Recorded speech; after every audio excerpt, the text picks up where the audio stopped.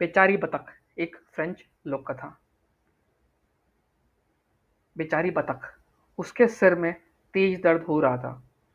किसी भी इलाज से कोई फायदा नहीं हो रहा था। बतख ने कहा, मैं महल में जाऊंगी और वहां मैं रसोइये से पेपरमिंट की चाय बनाने को कहूंगी। उससे मेरा सिर दर्द जरूर ठीक हो जाएगा। उसके बाद बतख ने वही किया और तुरंत महल की ओर चल पड़ी। बतख एक पथरीले रास्ते पर ऊपर चढ़ने लगी और उसने सोचा मैं वहां बहुत जल्द पहुंच जाऊंगी। बतख ने गीत गाया, मैं बहुत जल्द वहां पहुंच जाऊंगी, मैं बहुत जल्द वहां पहुंच जाऊंगी। और वो चलती रही। कुछ देर बाद उसकी मुलाकात एक छोटी काली बिल्ली से हुई। बिल्ली ने उससे कहा, बहन बतख, तुम्हारा दिन शुभ हो। तुम कहाँ जा रही हो? बतख ने कहा, धन्यवाद काली बिल्ली, मैं महल में जा रही हूँ। वहां से मैं रसोइये से पेपरमिंट की चाय बनाने को कहूंगी। उससे मेरा सिर दर्द जरूर ठीक हो जाएगा। मैंने कभी महल को नहीं देखा है। मुझे महल को देखकर कितना अच्छा लगेगा। छोटी बिल्ली ने छोटी काली बिल्ली ने बतख से कहा, क्या मैं तुम्हारे साथ चल सकती हूँ? बतख ने कहा, क्यों नहीं, बिल्कुल। उसके बाद बतख और छोटी काली बिल्ली पथरीली पगडंडी या पथरीले रास्ते पर आगे बढ़ने चले। हम वहाँ जल्द पहुँचेंगे, हम वहाँ जल्द पहुँचेंगे, ऐसा वो गाना गाने लगे। और वो आगे चलते गए। कुछ आगे जाकर चारगाह में उन्हें एक भेड़ मिली। भेड़ ने पूछा, तुम लोग कहाँ जा रहे हो? बतख ने कहा, मैं महल में जा रही हूँ। वहां मैं रसोइये से पेपरमिंट की चाय बनाने को कहूंगी। उससे मेरा सिर दर्द जरूर ठीक हो जाएगा। छोटी काली बिल्ली ने कहा, मैंने महल कभी नहीं देखा है, तो महल देखने जा रही हूँ। भेड़ ने कहा, मुझे महल के नाजुक फूलों को उतरने में कितना मजा आएगा। अगर ऐतराज ना हो तो मैं भी आपके साथ चलूं? बतख ने कहा, बिल्कुल, क्यों नहीं। फिर भेड़ भी उनके साथ साथ चल दी। उन तीनों ने, बतख, काली बिल्ली और भेड़ ने, फिर वही गीत गाया, हम वहां जल्द ही पहुंचेंगे, हम वहां जल्द ही पहुंचेंगे। फिर वो पहाड़ी के ऊपर चढ़े और चढ़ते गए।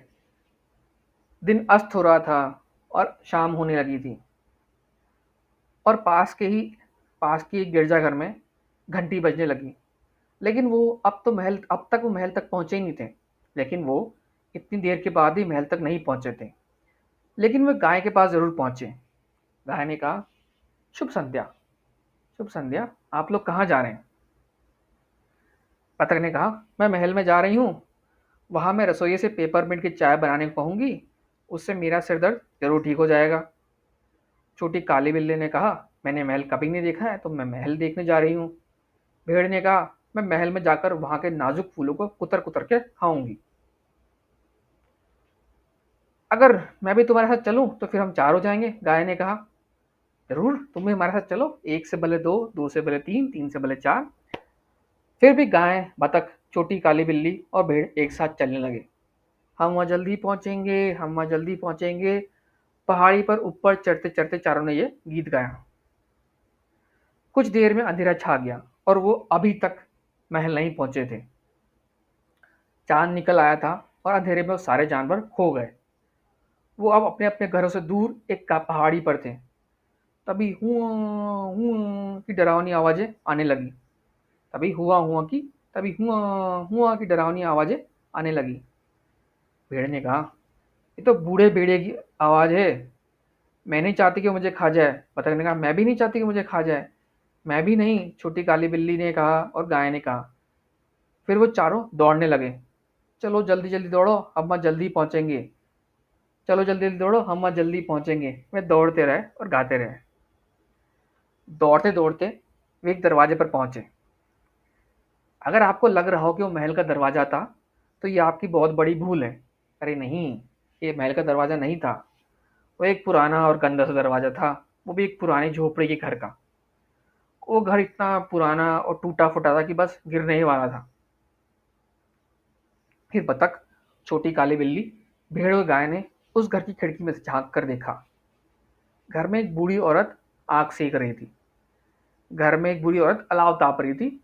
बैठे बैठे बुढ़िया खुद से बातें कर रही थी। मैं कितनी दुखी हूँ, क्योंकि मैं अकेली हूँ। काश मेरे पास एक मुर्गी या बतख होती। फिर मैं उसके अंडों से नाश्ते में आमलेट बनाती। काश मेरे पास कोई भेड़ होती, फिर मैं उसके ऊन से अपने लिए स्वेटर बुनती। काश मेरे पास एक गाय होती, मैं सोने से पहले गर्मा गर्म दूध पीती। काश मेरे पास कोई पालतू कुत्ता या बिल्ली होती, फिर मैं उससे दोस्ती करती और दिन भर बातें करती। फिर मुझे कितनी खुशी मिलती। तभी हुआ हुआ बूढ़े भेड़िए की चिल्लाने की आवाज़ आने लगी। चलो, हम लोग अंदर चलते हैं, बतख ने कहा। फिर बतख, काली बिल्ली और भेड़ चारों दौड़कर उस औरत के घर में घुस गए। उन्हें देखकर बुढ़िया को बहुत आश्चर्य हुआ। फिर अचानक बतख के सिर का दर्द गायब हो गया। बतख ने एक अंडा दिया, गाय ने दूध दिया। बूढ़ी औरत ने भेड़ की पीठ सहलाई। उसने छोटी काली बिल्ली को अपनी गोद में रखा और फिर बुढ़िया ने गाना गाया। मेरे सभी दोस्त आए, वे चांदनी रात में आए। मेरे सभी दोस्त आए, वे चांदनी रात में आए। बुढ़िया गाना गाती रही और फिर सब लोग चैन की नींद मजे से सो गए। वो भेड़िया चिल्लाता रहा, गुर्राता रहा, पर घर का दरवाजा कसकर बंद था। उसके बाद से बत्तख को कभी सिर दर्द नहीं हुआ, इसलिए कोई महल में नहीं गई। न ही छोटी काली बिल्ली, न ही भेड़, न ही गाय। वो सब मिलकर उस टूटी फूटी झोपड़ी में आराम से रहने लगे। वो झोपड़ी पहाड़ी के ऊपर एक बहुत ही पत्थर वाले रास्ते पर थी। उम्मीद है आपको ये कहानी पसंद आई होगी और आपके कमेंट्स और फीडबैक का हमेशा से मुझे इंतज़ार रहेगा।